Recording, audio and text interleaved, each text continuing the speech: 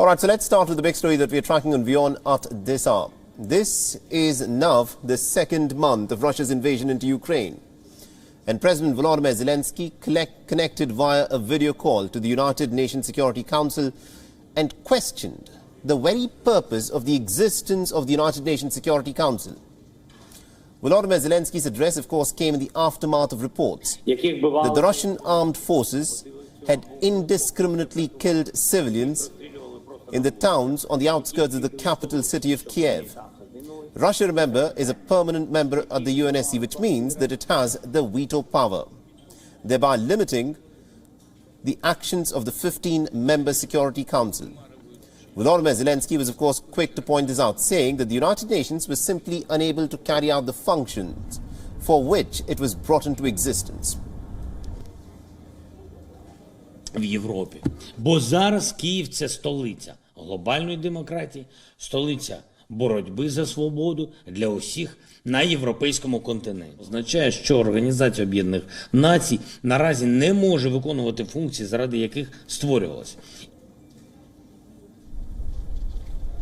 And Volodymyr Zelensky also delivered a chilling account of the 6-week-long war, comparing it to the Second World War. He described it as to how people had been killed and their apartments bombed to rubble.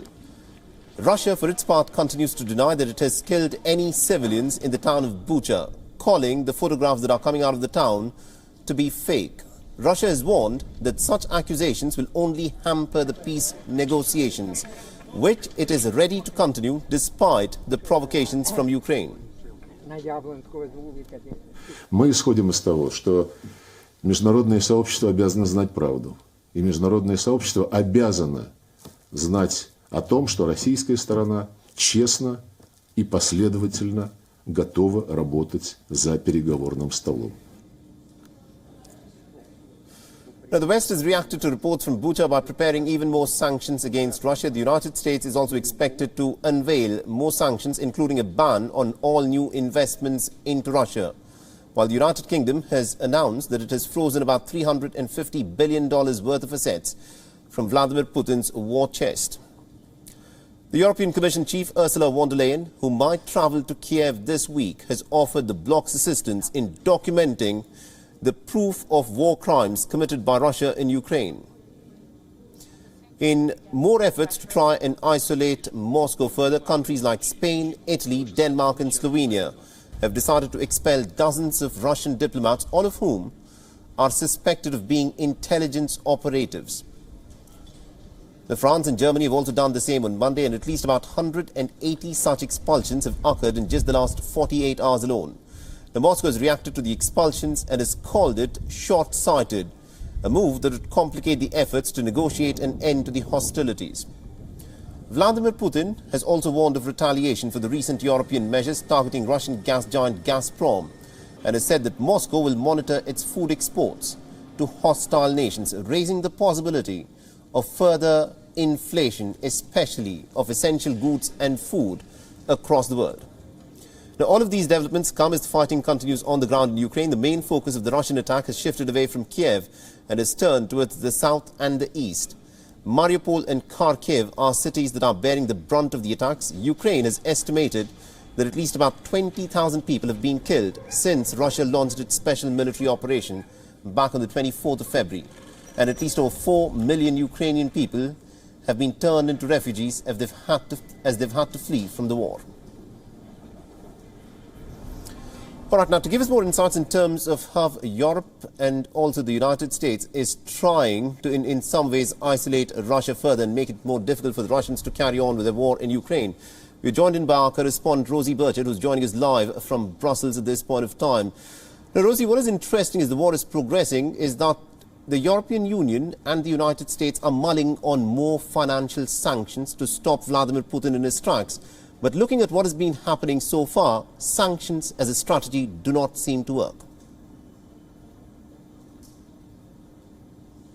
Well, officials in the building behind me in the European Commission have been busy drafting new sanctions and fresh sanctions specifically in response to those reports of atrocities in Bucha. They are attempting to essentially tighten the screws on the Kremlin's ability to finance this war. Now, for the first time with this new raft of sanctions proposals, the European Union is wading into that very controversial territory of energy import restrictions. That is so controversial because the EU as a whole is reliant on Russia for its energy supplies, particularly gas supplies, but in an asymmetrical way. That means some countries in the EU are more reliant than others, and that's why some countries have been more reticent when it comes to agreeing to sanctions on energy imports. Now, with this new raft of sanctions, which is currently under debate among member states and still needs to be approved, the EU Commission, that is, has proposed to ban imports of Russian coal, but it has not gone as far as Ukraine would like. Kyiv wants to see a full embargo on Russian oil and gas. That's something that some EU countries, including Germany and Hungary, have in the past spoken out against over the concerns around the risks it could carry for the EU's energy security. Now, you raise an interesting point when you say the sanctions don't appear to be working. Some EU countries also want to go even further still in line with what Kyiv is calling for. Poland's Prime Minister, for example, Mateusz Morawiecki, has said the sanctions are not working and wants that full embargo on Russian oil and gas, something EU countries have not yet agreed to but may be considering in future. We know the European Commission says they are looking into future sanctions on oil, though not in this particular package currently under debate. Absolutely indeed. Now, getting European unity on the issue of which of these countries will put a full embargo on Russian oil and gas is going to be an extremely difficult task for Ukraine. But what is also interesting is that there are countries like Spain, Italy and Denmark and Slovenia who've expelled dozens of Russian diplomats. According to reports that have come in, there have been dozens of diplomats who have already been expelled. How is Europe, and especially these nations, looking to take their diplomatic isolation of Russia forward? Because Russia has said that it will respond by blocking off export of food grain to these nations.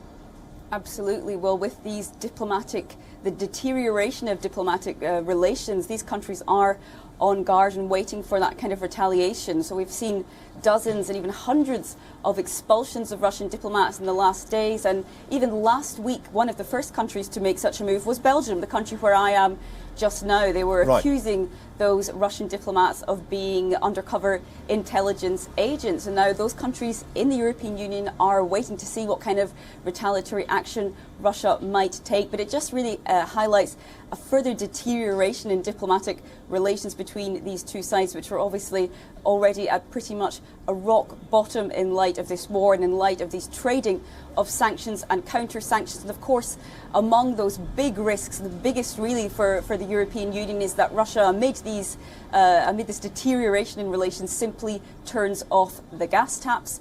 That is something that Germany, for example, expressed concern about last week when it activated the first stage of its gas emergency plan. Absolutely indeed. We'll have to leave it there. Thank you very much indeed, Rosie Burchett, for joining us from Brussels and getting us all those insights there.